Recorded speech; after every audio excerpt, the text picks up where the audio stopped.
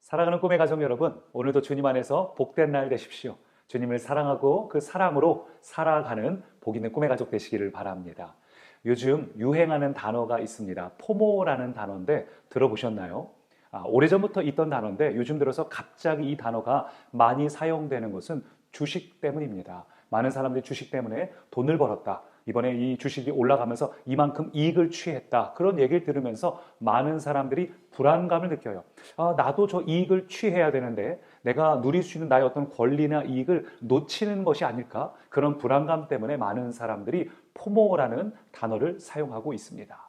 이렇듯 자신의 권리를 주장하고 취하기를 원하는 마음, 또 이것을 놓쳤을 때 불안해하는 마음, 이런 마음은 우리 사람 안에 있는 기본적인 어떤 마음인 것 같습니다. 그래서 요즘에 삼성에서도 이 노조가 아주 큰 이슈가 되고 있죠. 이 RT 영상을 촬영하는 날을 기준으로 이 노조가 아직 어떤 의견들이 모아지지 않았습니다. 그러니까 삼성에서 반도체를 통해서 벌어놓은 그 수익을 이 노조들에게, 일반 노동자들에게 얼마큼 나눠줘야 될 것인가가 아직 합의가 안 됐고, 노조 안에서도 이 자신이 속한 같은 삼성이지만 내가 속한 분야는 이 반도체 분야가 아니니까 노조 안에서도 나는 얼마 줄 건데, 이렇게 서로 분열되고 있는 이런 내용들을 보면서, 그래요 여러분, 사람들은 자신의 권리, 내가 마땅히 누릴 수 있는 그 권리를 제대로 취하고 싶고 최대한 많이 취하고 싶은 것이 사람의 기본적인 마음이고 욕구라는 것을 알 수 있습니다. 그런데 오늘 말씀은 정반대 이야기를 합니다. 오늘 우리의 말씀은 고린도전서 9장 11절부터 18절까지인데, 어제 말씀과 오늘 말씀의 핵심은 자신의 권리를 내려놓는 것을 말합니다. 사도 바울은 자신이 마땅히 누릴 수 있는 권리를 내려놓겠다고 말하고 있어요. 그것은 단순히 참는다는 것이 아닙니다. 오늘 본문 보니까 왜 자신의 권리를 내려놓는가? 그 이유가 명확하게 나와 있어요. 12절 보니까, 그러나 우리가 이 권리를 쓰지 아니하고 범사에 참는 것은 그리스도의 복음에 아무 장애가 없게 하려 함이로다. 주님의 복음을 전하기 위해서 내가 마땅한 권리를, 누릴 수 있는 권리를 양보하고 배려하고 참는다고 사도 바울은 이야기합니다. 오늘 우리 안에도 바로 이것이 필요하다고 생각을 합니다. 제가 볼 때 많은 사람들이 자신이 그리스도인이라는 것을 알리지 않아요. 이순신 크리스천이 정말 많습니다. 왜 그렇습니까? 내가 예수님 믿는다는 것을 알리는 순간 나도 모르게 배려해야 될 것 같고 양보해야 될 것 같고, 여러분 근데 그것은 손해보는 것이 아니에요. 내게 받은 그 복음의 크기가 얼마나 큰지 알고 내가 받은 하나님의 사랑이 얼마나 큰지를 안다면 우리는 그 다음 기꺼이 양보하고 배려할 수 있습니다. 여러분, 여기서 사도 바울이 이야기하는 것은 참는 것이 핵심이 아닙니다. 범사에 참는 것은 참는 것이 핵심이 아니라 그리스도의 복음이 핵심이에요. 오늘 여러분 안에 무엇이 핵심입니까? 단순히 여러분의 권리를 내려놔라, 단순히 여러분 참자, 남들에게 배려하고 양보하자, 이것이 핵심이 아니라 오늘 여러분 안에 주님의 그 사랑이 얼마나 깊고 나에게 주어진 이 사랑이 얼마나 큰지, 그 사랑의 빚진 자가 되고 복음이 얼마나 큰지를 아는 사람은 기꺼이 다른 사람에게 양보하고 배려할 수 있습니다. 일단 그런 사람은 자신이 그리스도인이라는 것을 숨기지 않습니다. 그리고 자기의 이웃에게 혹은 직장에서 만나는 사람에게 자기가 그리스도인이기 때문에 그래서 기꺼이 양보할 수 있고 배려할 수 있죠. 또 그렇게 할 때 상대는 당장은 열매가 보이지 않는다 해도 언젠가, 내 주변에 있는 사람들 중에 예수님 믿는 사람은 좀 다르더라. 다른 사람은 포모라는 단어를 사용할 만큼 그냥 불안해하고 자기의 권리와 이익을 취하려고 아주 냉정하고 치사하고 야비하고, 그런데 내 주변에 있는 그리스도인들은 좀 다르더라. 이렇게 복음을 향해서 열어주는 사람, 바로 여러분이 복음을 위해서 기꺼이 여러분의 권리를 내려놓을 수 있는 모든 꿈의 가족이 되기를 소망합니다. 근데 오늘 본문을 보니까 이 사도 바울이 자신이 마땅히 누릴 수 있는 권리를 내려놓는 이유가 복음뿐만이 아니에요. 두 번째 이유가 등장하는데 18절에 나옵니다. 그런즉 내 상이 무엇이냐? 상 받기 위해서라는 거예요. 17절에도 상을 얻으려니와, 계속 상 받는 것을 이야기합니다. 그래서 18절 다시 보니까 내 상이 무엇이냐? 내가 복음을 전할 때 값없이 전했다.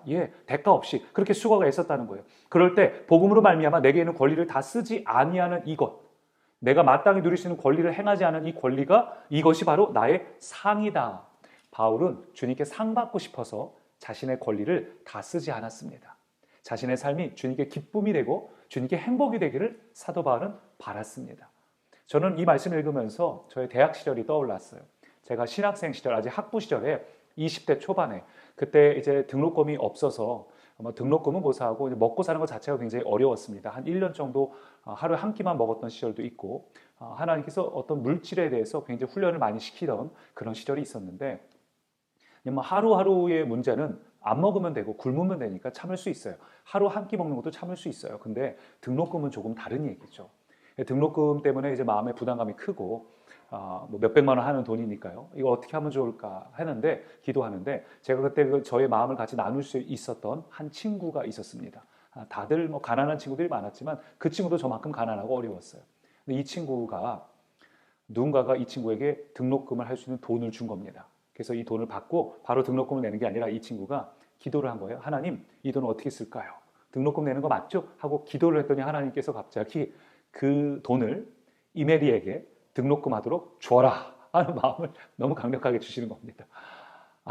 얼마나 힘들었을까요? 근데 그 마음이 너무 분명해서 그걸 가지고 저를 찾아온 거예요. 이 돈으로 네가 등록금을 내야 된다. 그래서 처음에는 뭐 거절했는데 너무 이 친구가 받은 음성이 분명하고 또 그 시절은 또 그렇게 하나님 주신 마음대로 순종하는 훈련들을 많이 했기 때문에 받고 제 등록금을 냈습니다. 그리고 이 친구 등록금도 하나님이 금방 주실 줄 알았어요. 순종했으니까. 웬걸요? 생각보다 좀 고비가 있었습니다. 그 과정을 겪으면서 제가 너무 미안해가지고 그 친구한테 야 아무개야 내가 면목이 없다 너무 미안하다. 너가 순종하면 또 하나님이 바로 주실 줄 알았는데 내가 마음이 괴롭다 이런 얘기를 하니까 이 친구가 이런 얘기를 몇 번 듣고 나서는 저한테 한 번은 진지하게 이렇게 얘기하는 겁니다. 너 나한테 고맙다는 말 그만해줬으면 좋겠다. 자신이 하나님께 기쁨이 되고 하나님께 상 받기 위함으로 하는 건데 너가 여기서 이렇게 칭찬해주고 고맙다고 얘기를 하면 내가 나중에 하나님 앞에 가서 받을 상급이 없지 않겠냐 웃으면서 그렇게 얘기해 주는데 이것이 저에게 참 큰 어떤 삶의 신앙의 기점이 되었습니다. 제가 그 뒤로는 제가 사랑의 빚진 자가 됐어요. 그 뒤로는 제가 생각하는 기준이 달라지고 모든 것을 함에 있어서 하나님 앞에서를 생각하게 됐습니다. 제가 무언가를 남들에게 할 때도 언제나 왼손이 하는 일을 오른손이 모르게 서로 모르게 할 정도로 누군가에게 베풀고 섬기는 일을 티 안 내고 조용히 저도 그 친구처럼 하나님께 기쁨이 되고 싶은 거예요. 자녀는 원래 부모의 기쁨이 되어주고 싶은 마음이 있잖아요. 어버이날 화분도 사갖고 오고 그런 마음인 거죠. 하나님께 기쁨이 되고 싶다. 나도 하나님께 하나님의 자부심이 되고 싶다. 하나님 행복하게 해드리고 싶다. 그래서 누군가의 칭찬을 듣기 위해서가 아니라 정말 조용히 행할수록 하나님께 기쁨이 되는 거잖아요. 하나님 아시죠? 아무도 몰라줘도 하나님께 기쁨이 되기 위해서. 아무도 모를수록 제 안에 더 큰 기쁨이 있는 거예요. 하나님은 아시니까. 이게 지금 사도 바울이 말하고 있는 내 상이라고 말하고 있습니다. 여러분, 사람들이 아무도 몰라줘도 괜찮아요. 몰라줄수록 더 기쁜 거 아닙니까? 하나님은 아시니까요. 내가 사람에게 인정받고 칭찬받기 위해서가 아니라 하나님께 기쁨이 되기 위하여, 하나님의 자부심이 되기 위하여 이 시대 가운데 그렇게 섬기는 모습, 섬기는 마음, 여러분 그것이 우리 가운데 있기를 원합니다. 여러분이 교회에서, 가정에서, 직장에서 여러분이 그렇게 자신의 권리를 내려놓고 섬기고 헌신할 때에, 수고할 때 아무도 몰라줘도, 여러분의 자녀가 몰라주고 배우자가 몰라줘도 하나님께서 이걸 아신다.